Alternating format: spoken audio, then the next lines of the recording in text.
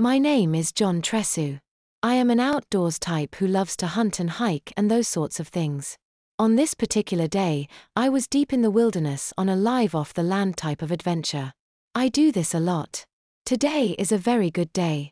I stand on a cliff and look over the valley below. The view is spectacular. The sun has just broke over the mountain behind me.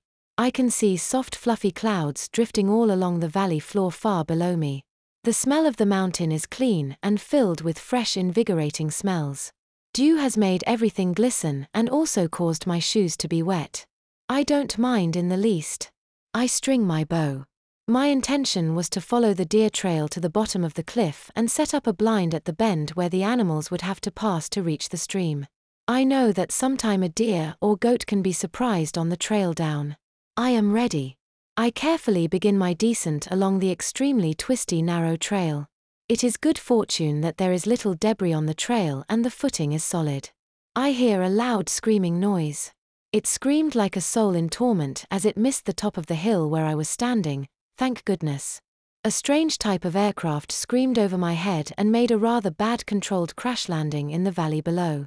I feel huge amounts of air rushing past me. I almost get knocked over by the blast.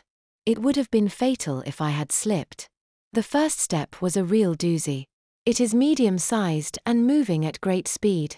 It comes up dead short, turns suddenly 180 degrees and stops.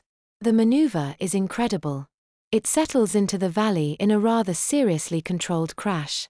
When the craft was 30 feet off the valley floor, it suddenly slides off haphazardly to my left and impacts. Huge explosions and heat with many fires followed. I hurry down the trail as fast as I could go without endangering myself. The trail was very steep and winding. By the time I reach the valley floor and have cleared the rock and brush and have a clear sight of the craft, it has begun to burn in several places rather frantically. The fires have not yet become critical, although I know this is going to change quickly. I drop my pack and my bow at the trailhead. I run as fast as I can to the craft. It is very elegant in design. Clean lines, very sleek. If I didn't know better, I would swear it was a reject from Star Wars.